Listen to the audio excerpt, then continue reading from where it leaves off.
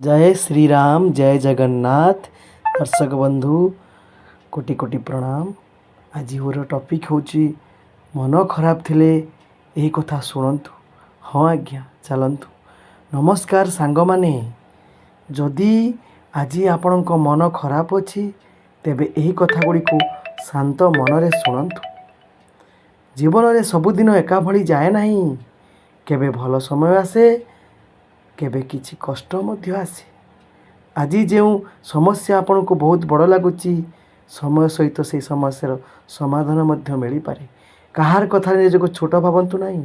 आपण जीवन मूल्य अच्छी, निज उपर विश्वास रखंतु एवं छोट छोट पदक्षेप नियंतु। आउ कष्टर सहित आग को बढ़ंतु। मन भारी लगे, निज उपर विश्वास लोक सहित कथा हुंतु। एकाकी सबकि मन रखा दरकार नहीं।